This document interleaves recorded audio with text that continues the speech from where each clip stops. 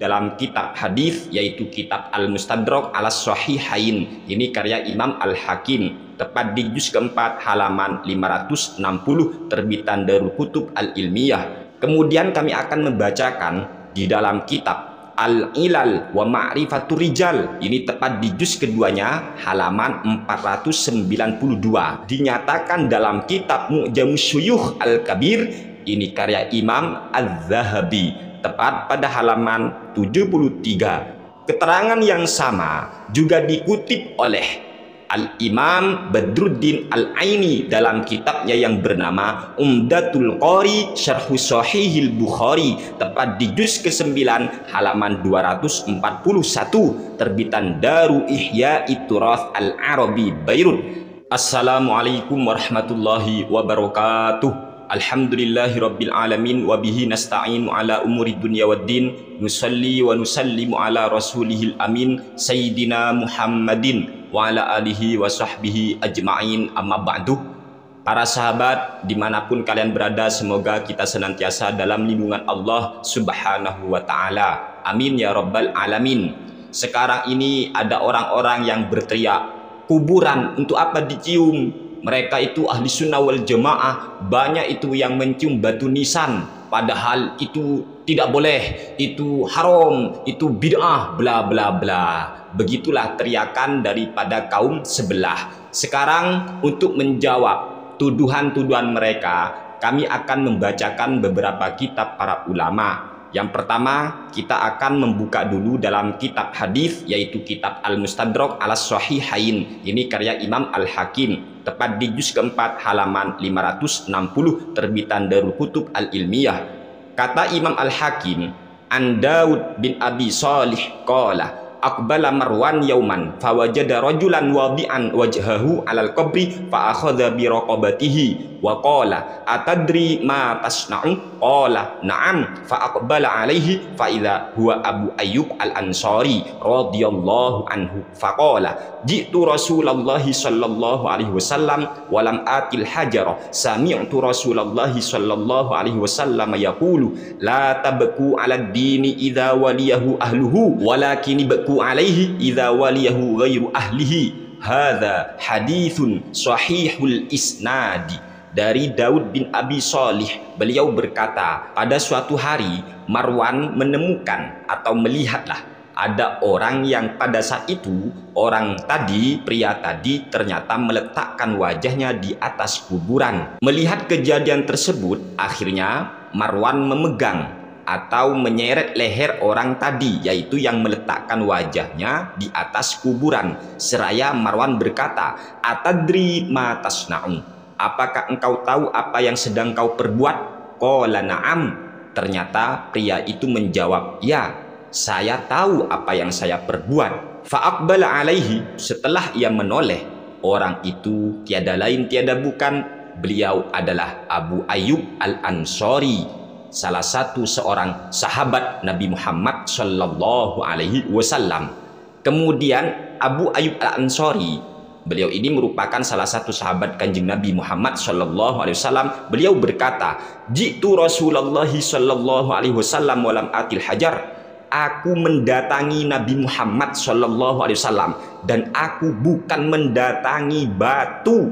Sami'tu Rasulullah Sallallahu Alaihi Wasallam yaqulu, aku mendengar Nabi bersabda, la tabku 'ala dini idza waliyahu ahluhu, janganlah engkau tangisi agama apabila agama itu masih diurus oleh ahlinya, walakin baku 'alaihi idza waliyahu ghairu ahlihi, tapi tangisilah agama apabila agama sudah diurus oleh orang yang bukan ahli agama. Mengomentari hadis ini, Imam Al-Hakim berkata, hadza haditsun sahihul isnadi. Hadis ini sanadnya sahih. Sahabat Nabi yang bernama Abu Ayyub Al-Ansari, ternyata beliau meletakkan wajahnya di atas kuburan Nabi kita Muhammad Sallallahu Alaihi Wasallam. Ini sahabat, berani Anda menyalahkan? Ya silakan, terserah sih. Kemudian kami akan membacakan di dalam kitab Al-Ilal wa Ma'rifatur Rijal. Ini tepat di juz keduanya halaman 492. Sa'altuhu 'anir rajuli yamassu mimbaron Nabi sallallahu alaihi wasallam wa yatabarraku bimasihi wa yuqabbiluhu wa yaf'alu bil qabri mithla dzalika aw nahwi hadza yuridu bidzalika taqarruba ila Allah jalla wa azza faqala la ba'sa bidzalika. Imam Ahmad bin Hambal pernah ditanya tentang seseorang yang mana orang tersebut menyentuh mimbar Nabi dan bertabarruk dengan cara menyentuhnya dan mencium mimbar Nabi tersebut. Wa yaf'alu bil qabri mithla dzalika. Dan orang tersebut juga melakukan hal yang sama pada kuburan Nabi, yaitu menyentuh ataupun menciumnya. Orang tadi melakukan hal yang demikian tujuannya taqarrub ilallah. Mendengar pertanyaan ini, Imam Ahmad menjawab, faqala la ba'sa bidzalika. Hal itu no problem, tidak masalah mencium kuburan, tidak masalah mencium kuburan Nabi Muhammad sallallahu alaihi wasallam. Riwayat ini juga dinyatakan dalam kitab Mu'jamus Syuyukh Al-Kabir, ini karya Imam Az-Zahabi, tepat pada halaman 73. Wa qad su'ila Ahmad bin Hambal an masil qabri an-nabawi wa taqbilihi falam yara bidzalika ba'san. Rawahu anhu waladuhu Abdullah bin Ahmad. Imam Ahmad bin Hambal, beliau sungguh pernah ditanya tentang hukum menyentuh kuburan Nabi sekaligus mencium kuburan Nabi.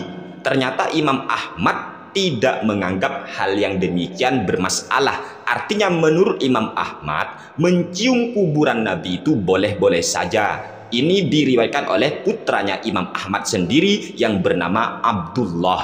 Keterangan yang sama juga dikutip oleh Al-Imam Badruddin Al-Aini dalam kitabnya yang bernama Umdatul Qari Syarhu Sahihil Bukhari, tepat di juz ke-9 halaman 241, terbitan Daru Ihya Turath Al-Arabi Beirut. Annal imama Ahmad su'ila an taqbili qabrin Nabi sallallahu alaihi wasallam wa taqbili mimbarihi faqala la ba'sa bidzalika. Sungguh Imam Ahmad bin Hambal pernah ditanya tentang hukum mencium kuburan Nabi dan tentang hukum mencium mimbar Nabi. Ternyata Imam Ahmad bin Hambal menjawab faqala la ba'sa bidzalika. Hal tersebut boleh-boleh saja, tidak ada masalah. No problem mencium kuburan Nabi. Ini hukum mencium kuburan menurut para ulama. Jadi boleh.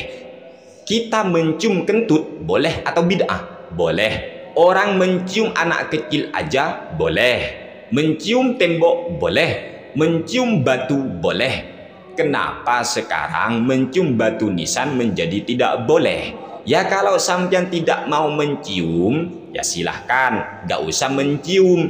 Tetapi tolong, jangan teriak-teriak, wow itu haram, itu nggak boleh, itu bid'ah, bla bla bla bla. Semua ada dalilnya.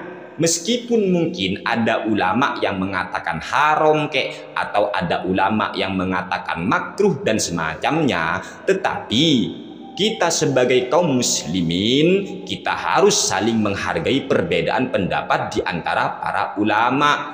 Kita harus mencontoh para ulama-ulama kita. Jadi semua orang itu punya dalil, punya dasar sendiri. Urus aja amaliyah kalian. Dan jangan pernah menyinggung amaliyah-amaliyah orang lain. Karena setiap amaliyah itu yang penting punya dasar, yang penting punya dalil, baik dari para ulama maupun sahabat atau ulama-ulama mazhab. Itu boleh saja kita mengikuti. Yang nggak boleh itu kita menghukumi sesuatu menggunakan hawa nafsu. Bilangnya tidak ada dalil, malah ternyata faktanya ada dalil. Saran kami kepada kaum sebelah, perbanyak lagi referensinya, perbanyak lagi bahan bacaannya, sehingga kalian itu tidak gampang menyalah-nyalahkan orang yang berbeda pendapat dengan kalian. Apalagi kalian itu kalau diajak diskusi selalu cari alasan. Semoga apa yang kami sampaikan bisa dimengerti dan bermanfaat untuk kita semua. Kurang lebihnya mohon maaf yang sebesar-besarnya. Hadanallahu wa iyyakum ila siratihil mustaqim. Wassalamualaikum warahmatullahi wabarakatuh.